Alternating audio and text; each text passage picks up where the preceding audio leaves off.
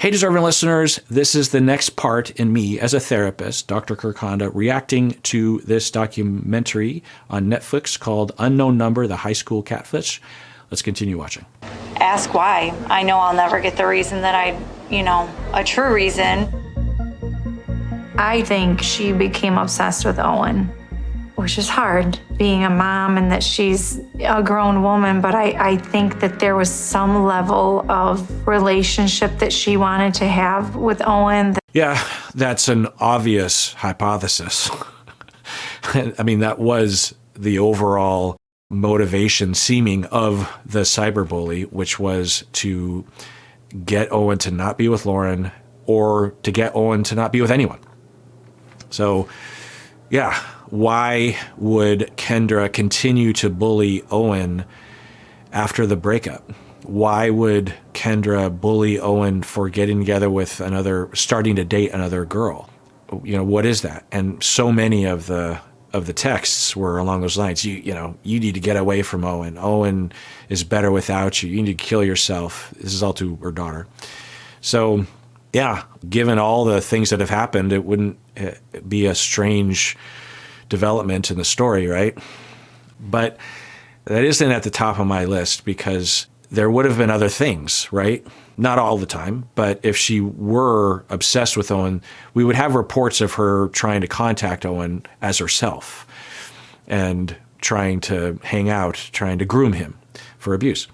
And we haven't heard anything like that. I'm guessing we would have if that were present. It doesn't mean that she wasn't longing for him, and maybe in some way.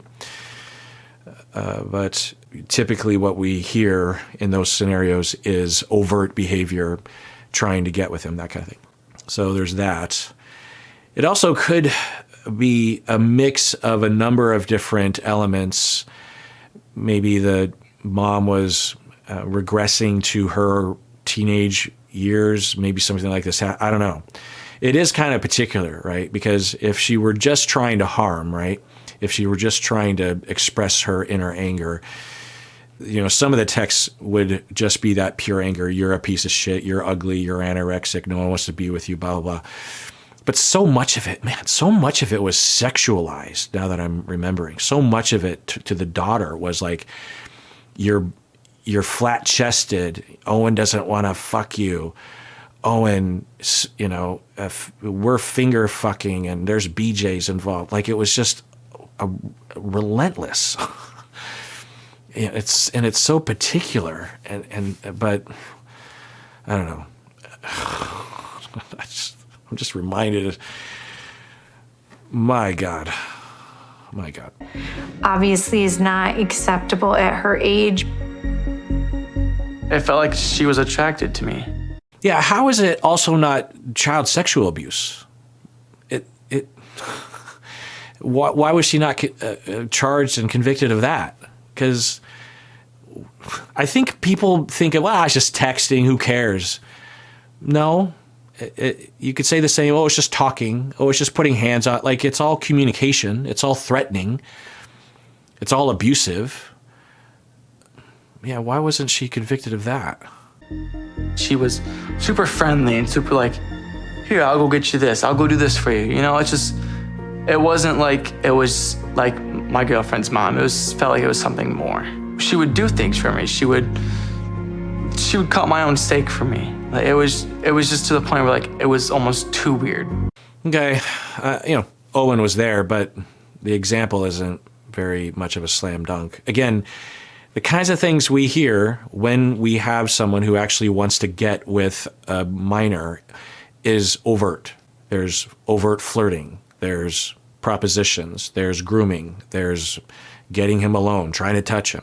So, it could be that, and she could just have not gone further down the road, or she could just be a little restrained or a little subtle or something. But it's given what I'm hearing, it doesn't sound like it. And I keep coming back to when she was first confronted by the police, she immediately admitted to it. And when confronted by her husband about lying about the job, she immediately confessed to it. Doesn't justify it, but it does show in the moment she was in a mode of telling the truth. She was in a mode of admitting. And when the cop said, were you obsessed with Owen? Because that is a viable question. She was like, no, it wasn't that.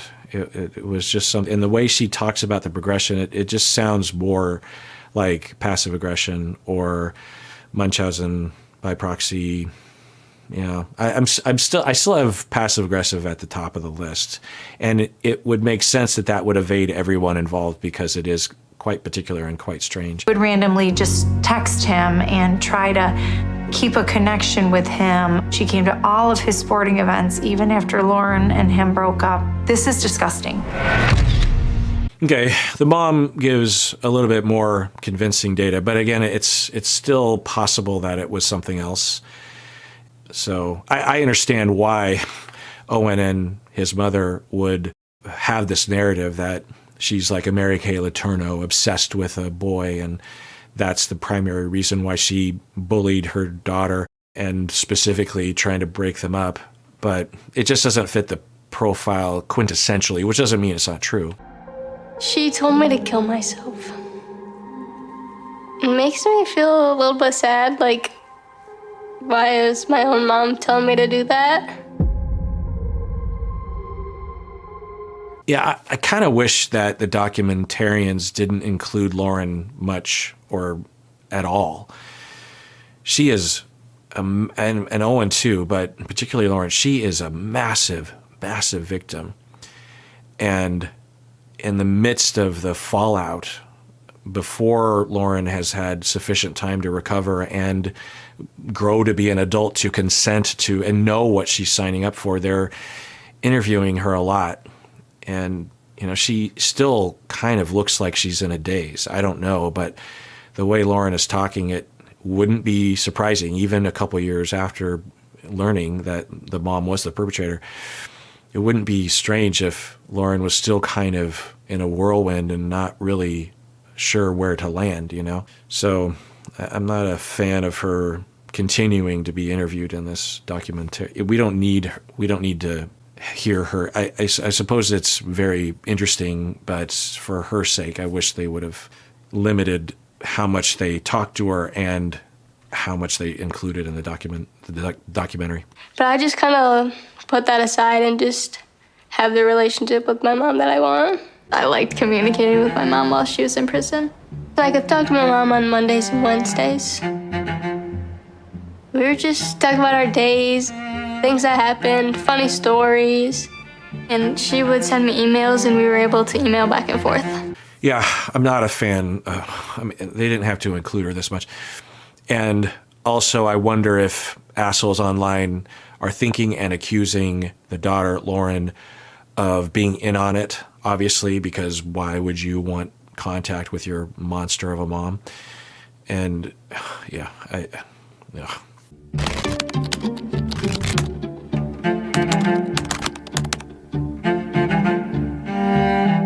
She made it seem like everything's better and she just made me feel better.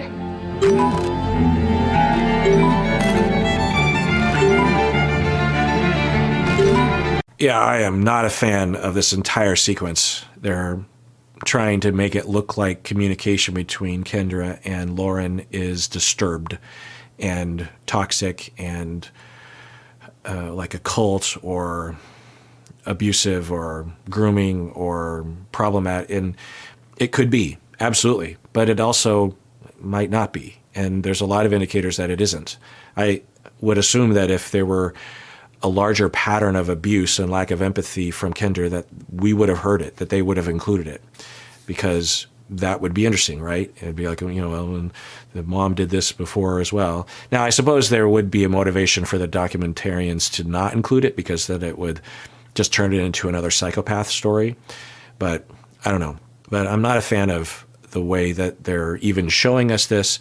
They could have easily just said, the daughter, she has a complicated relationship with her mom and she still wants contact with her and we just don't really know why. Or just not even mention it, because it's not really critical. But they're really leaning into it and they're showing their communications and they're doing the static to make it look like, it's like a horror movie. And it's like, it's possible and it's not. It's possible. There is a story. I can't know. There's 1,000 stories, but one of the very possible stories is that the mom will go down a road of recovery and or will no longer target her daughter with whatever it is that she was targeting her with, and maybe will target other people, but won't target her daughter, and never targeted her daughter prior to the bullying. Doesn't erase the bullying, but the daughter is relatively safe moving forward, and that their love and warmth between them is actually quite functional and quite healthy and needed by the daughter. The daughter needs that. There's another possible story that the daughter has been gaslit and brainwashed into believing that the mom is fine when she's not.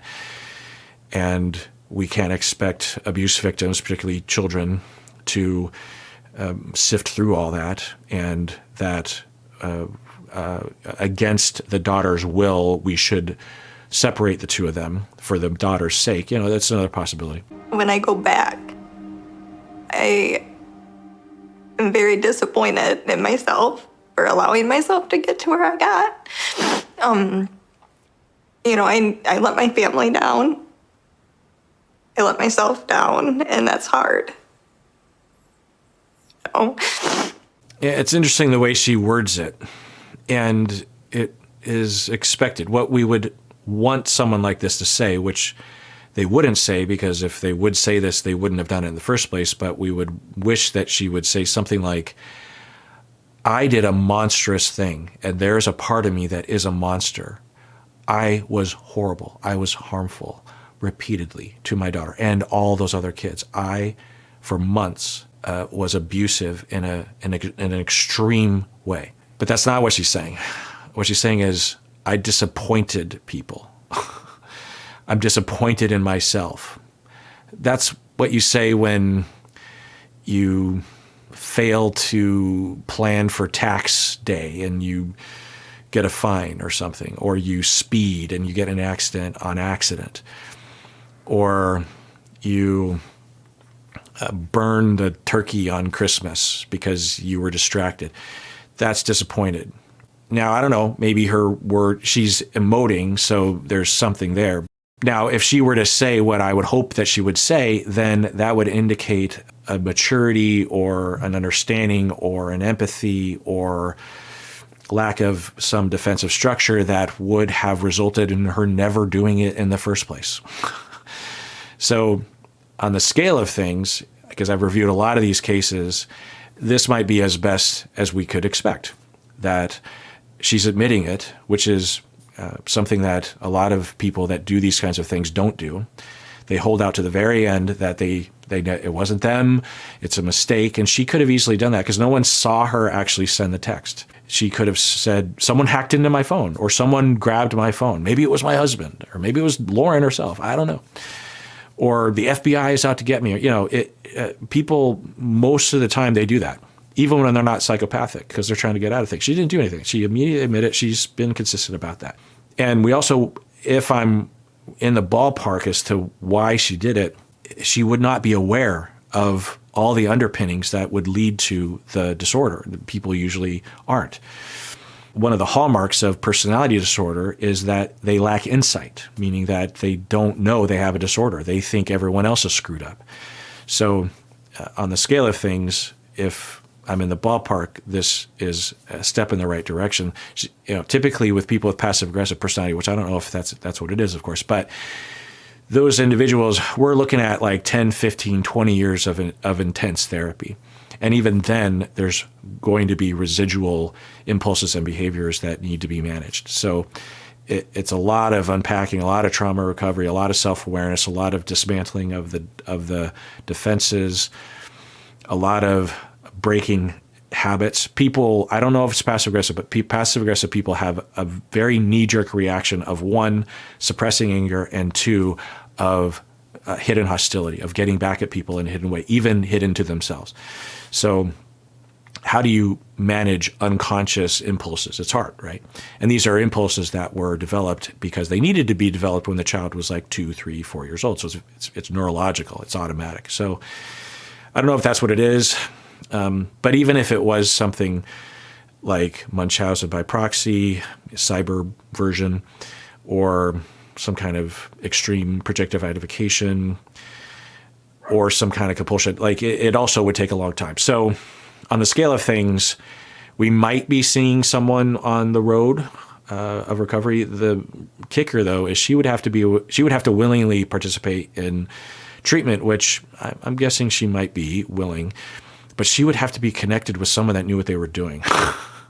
And, the kinds of stuff I'm talking about is pretty specialized stuff. And, so there, anecdotally, I'll say that there are therapists that don't even know they don't know what I'm talking about.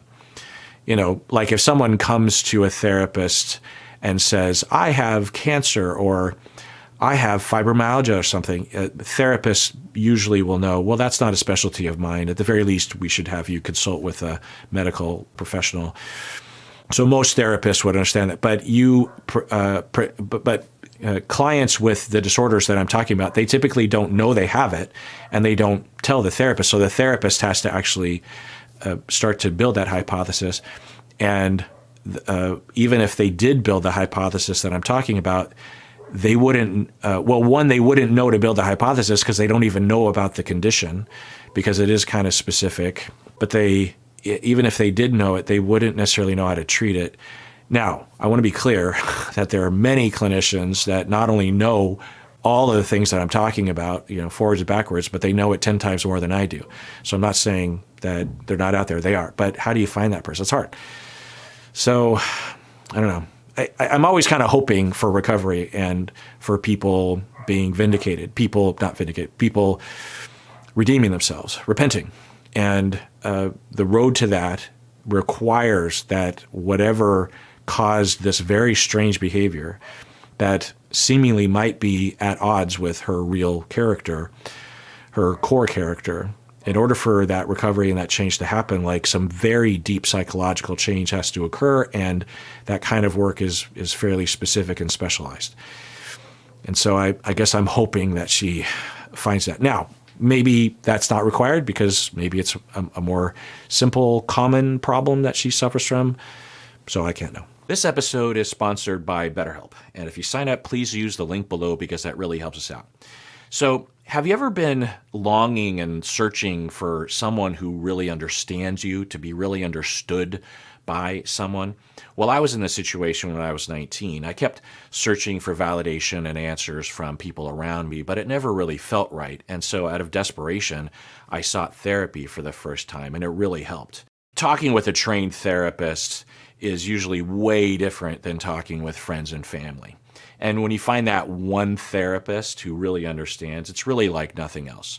Well, a good place to find a therapist is at BetterHelp. If you're thinking of starting therapy, it's definitely worth giving a try. As the largest online therapy provider in the world, BetterHelp can provide access to mental health professionals with a diverse variety of expertise. Find the one with BetterHelp. Our listeners get 10% off their first month at betterhelp.com/Kirk.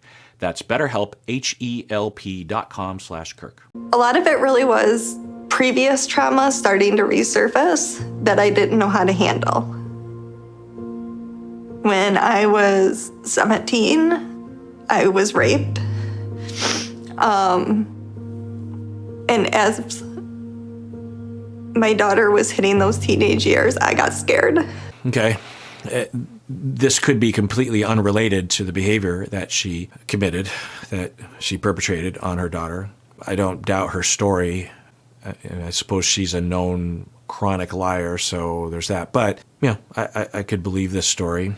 It could also be related, but there has to be something more going on there. Either something that predated the rape that she experienced when she was 17, and the rape was compounding the problem, or the way that it was dealt with afterwards, the way, I don't know, the way typically, and it's hard to know because we can't experiment on humans to determine these factors, but the typical hypothesis that will pan out, in my opinion, with individuals who exhibit behavior in this category, it's not something that happens when they were 17, because the perpetration that she perpetrated was indicative of someone that has a very complicated set of defenses that typically, or if not always, develop when the person is very, very young. If everything was relatively fine by the time she got to be 17 and then she gets raped, that can do a number on you, and that can absolutely traumatize you, and that can absolutely cause effects down the line that can be quite severe, really. I mean, it's not like you were only raped once, what's the big deal? That being raped once can absolutely cause a cascade of effects that can result in quite severe suffering that can last for the rest of someone's life. So there's that. But the kind of stuff that she was doing, I mean, how do you sit right next to your daughter and send those just horrific texts for so long? Just think about all the people who have been sexually assaulted. Unfortunately, it's quite common. How many of them would do anything close to this, right? I would understand, and I've seen and I've worked with cases like this where someone in her position would be very controlling as a way to try to protect the daughter from being raped herself, or would maybe be body shaming because the mother herself blamed herself, like, oh, it's because I dressed too much like a slut when I was 17, and so I'm going to body shame, because I'm unaware of it, because I haven't really dealt with it, so I'm going to body shame my kid. Yeah, and we're starting to edge towards what actually happened, right? So, yeah, but I would suspect that there's something more fundamental. There might even be something more fundamental that she doesn't remember. The kinds of factors that I typically will find are things that the individual might not have encoded the memories or might not have retained the memories because it happened 0 to 3. You can have things happen to you 0 to 3 or even 0 to 2 that can absolutely set in motion a neurology and a development that can blossom into a personality disorder when someone's older. Like Donald Trump was, from my understanding, completely abandoned when between his first and second birthdays.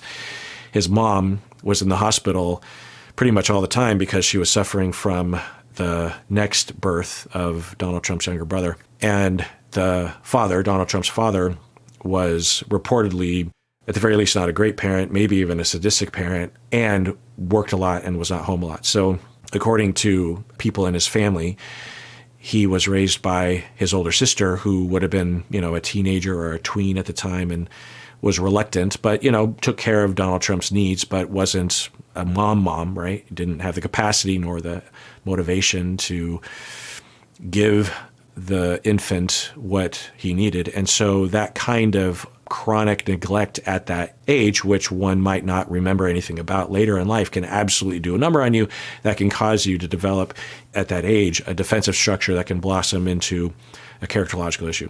I'm not diagnosing, but I'm just saying as an example. Wanting to protect her. I wanted to try to control the outcome of her journey. I was afraid of letting her grow up some, right? Wanting to protect her and keep her safe and keep her close. Yeah, I don't know if I'm affected by the scary music and the way they're editing it, but yeah, that could be the top hypothesis for sure. That's in that other category. Some kind of very messed up effort, very misdirected effort of love towards the daughter, trying to protect her. And it blossoms in this thing like, okay, if I can just break them up, then I can isolate her. And it's largely unconscious. And it's like, oh, I feel her moving away from me. She has this boyfriend. She's growing up. Someone's going to harm her. How do I get her back? How do I isolate her? Well, I can't really do it directly because I love her and I don't want to do that out in the open. So what if I just messed up the relationship there and made her feel like she couldn't trust anyone around her, and so she has to stay home with me and she has to come to me? Yeah, absolutely. That could be the hypothesis that I would find to feel the most accurate in a collaborative way with a client that I could actually trust would work with me on that. I always need that collaborative effort because I'm not in their mind. I don't know their impulses. So I will throw things out and say, how does this feel? Does this sound about right? How does this, and I always do it tentatively because I don't want to insert hypotheses in their brain. But anyway, yeah.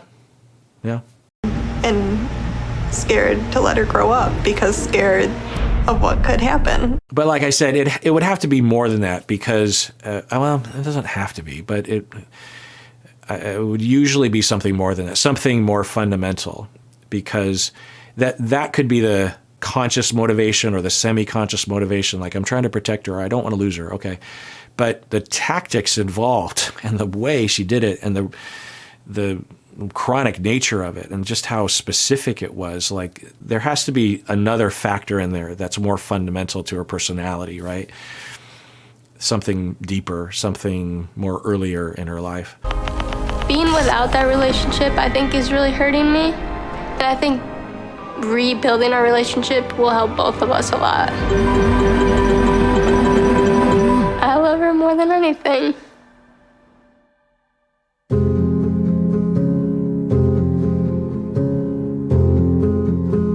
Yeah, I'm not a fan of even including Lauren, let alone hanging her out to dry like that. I don't know how people receive that last sequence, but it kind of makes Lauren look either brainwashed or foolish or something. And even if that's true, Lauren is a victim and she's young.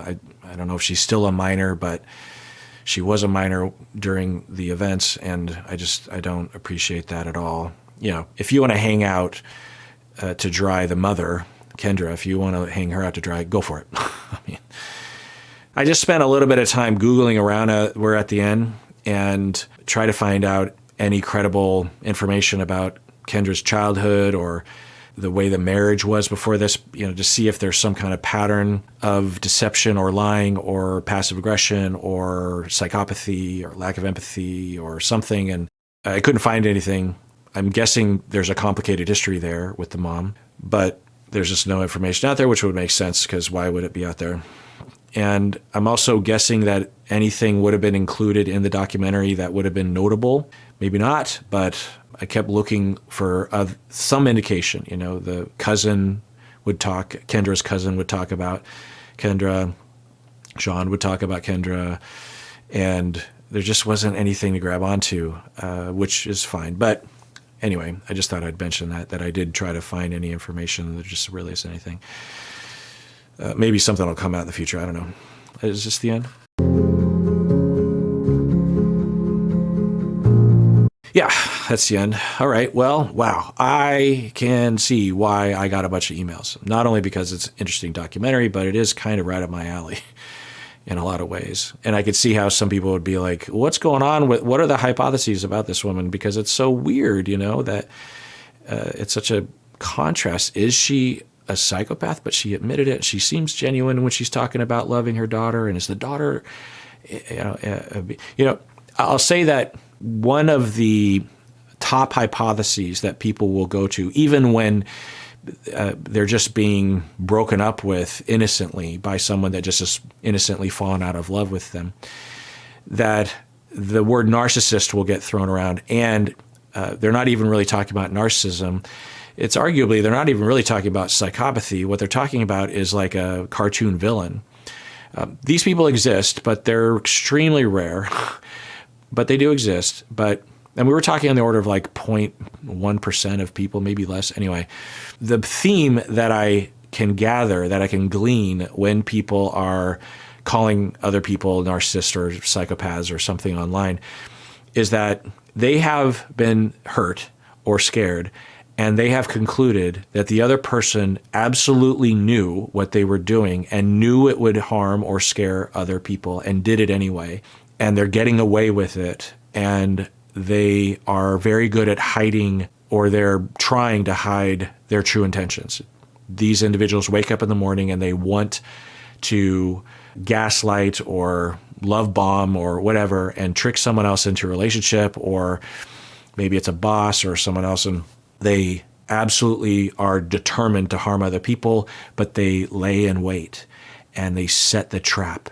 And then they impose the harm. Now, these people exist, unfortunately, but they're extremely rare. And when I hear people accusing people of this, and I hear the data, I'm like, doesn't sound like something, we can't know what's in someone's heart and in their mind, but it doesn't fit the profile.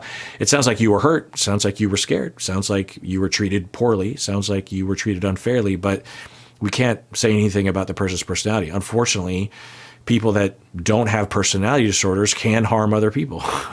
So, it just happens, when when someone does something strange, or when someone hurts you, or does something that seems to not fit the normal behavior of people, there's not always a psychological construct we can point to as a reason why someone did something. I mean, the thing I always point to is Lady Gaga one time wore a dress made out of meat. You know, it was a meat dress. And that's not an indicator of some disorder. It's just the choice that someone made. Now, I'm not saying it's good or bad, but people make all sorts of choices and they do all sorts of things. And we're very complex creatures. And not everything can be explained by a disorder or a personality trait or something, you know, anyway.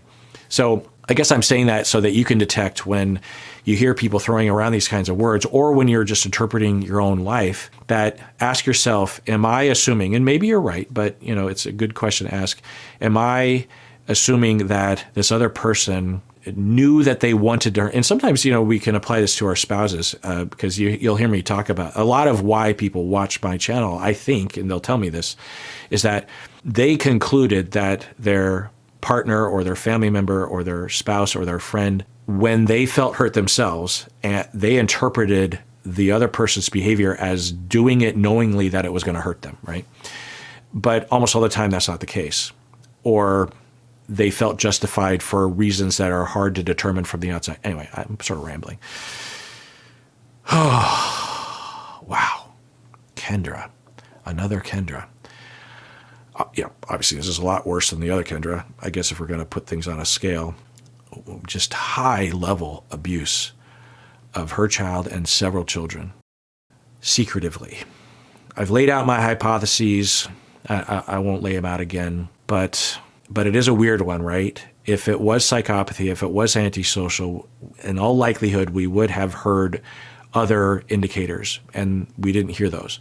So then we're left wondering, well, then what was it? Well, there are a lot of other options, unbeknownst to the internet, which is fine. And I think I laid those out. And there are other options too that I didn't get into, but for the sake of time, I'm not going to right now. I did lay out the top 6 or 7 or something, which I guess I'll list right now. We have the passive aggressive, and we also have the dark tetrad. We have the psychopathy and the sadism, Machiavellianism, and then maybe narcissism. Anyway. At the very least, lack of empathy and sadism and Machiavellianism. There's a good case for that, by the way. So there's passive aggressive, there's dark tetrad, there's just general psychopathy and antisocial. There's sadism on its own, Munchausen by proxy through cyber, but that's not strong, which I've already laid out why. There's the projective identification. There's the desperation around the unresolved trauma of the rape, in addition possibly to some other factors that she just didn't mention, or she doesn't know how to connect those things yet or something. Or it was just that rape. It can be those things. And so I don't know how many hypotheses those are. I'm trying to think if I had any others. Did I mention the projective identification one? Because that one's kind of complicated. But anyway, it could be all of them. And we'll never know, but I only mention all these things as an educational tool for yourself as a clinician or a related field. Some physicians benefit by understanding psychology a little bit, so they'll watch this channel. And also for you lay individuals who might just want to know more about psychology, you just might want to be educated, or you want to apply it to your own life, other options of like, why does that, bro? Why do I do, that's why I'm here. And everyone out there, please take care of yourself because you deserve it. You really, really do.